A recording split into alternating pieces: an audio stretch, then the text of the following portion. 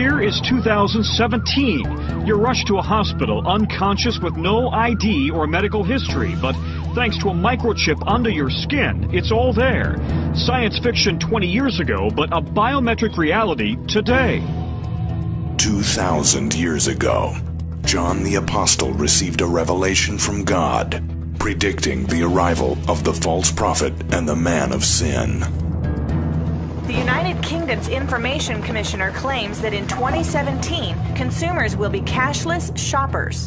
A microchip holding personal bank account and credit card information will be implanted into the body, connecting to a database that will know who they are, where they live, what they like, and what they don't like. Shoppers will have their hand scanned, not their credit card.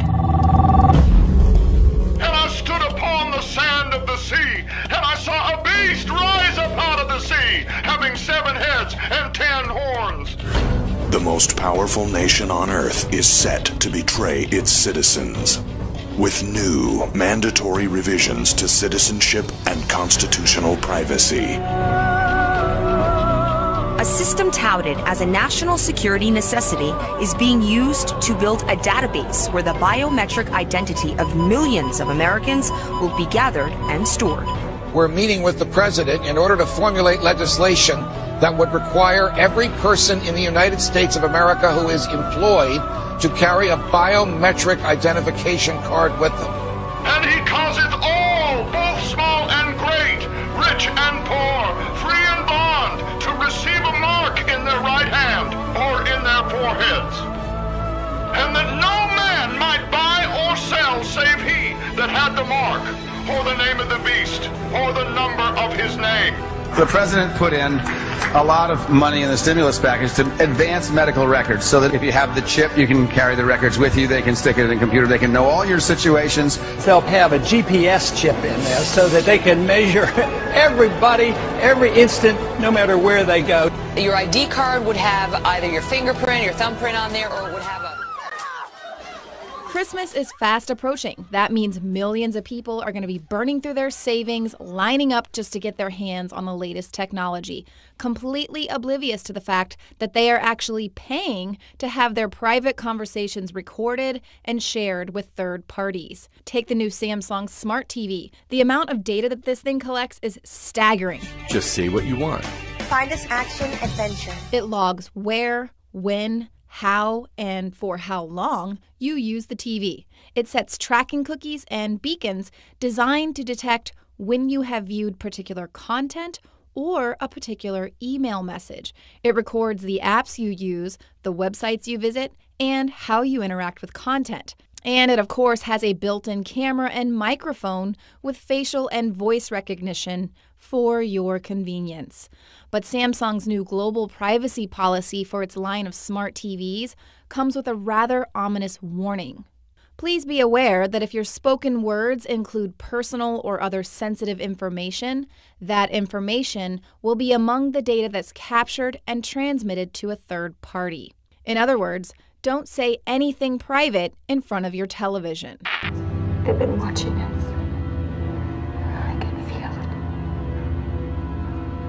it. Now, writing about the privacy policy for Salon.com, Michael Price writes, I do not doubt that this data is important to providing customized content and convenience, but it's also incredibly personal, constitutionally protected information that should not be for sale to advertisers and should require a warrant for law enforcement to access. There's no need for the FBI to bug your living room. You'll do it yourself. In 2 years' time, the stuff that this Samsung TV can do will be old news. What's wrong? Let's say you're having a fight with your spouse in front of your television.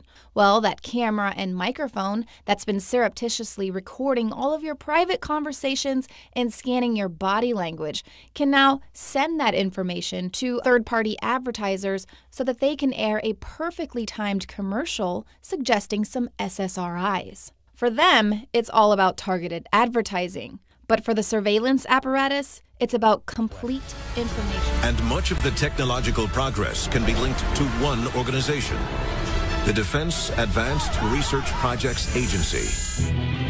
DARPA was created in 1958 by President Dwight D. Eisenhower after the launch of Sputnik by the Soviet Union in 1957. Its purpose was simple.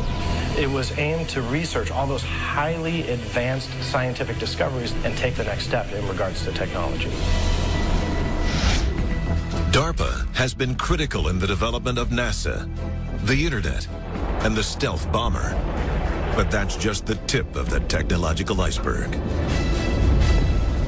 DARPA is a very open agency because they do talk a lot about what they are researching, what they're investigating, and some of the scientific advances that they have taken. But if they'll tell us that much, you have to ask yourself, what aren't they telling you? One product of DARPA research is the Nano Hummingbird. The 1-ounce flyer can move backwards, forwards, and hover in one place. With funding from DARPA, Big Dog was developed to carry heavy loads over rough terrain. These things are real. They're not fiction. Luckily, these are ours, at least for the time being. HiBot Snake is an amphibious device that's mobile on solid ground and in the water.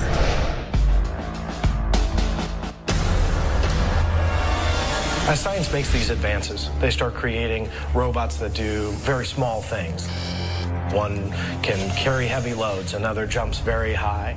When you start putting all of that technology together, all of a sudden you have a super soldier, you have an ultimate machine.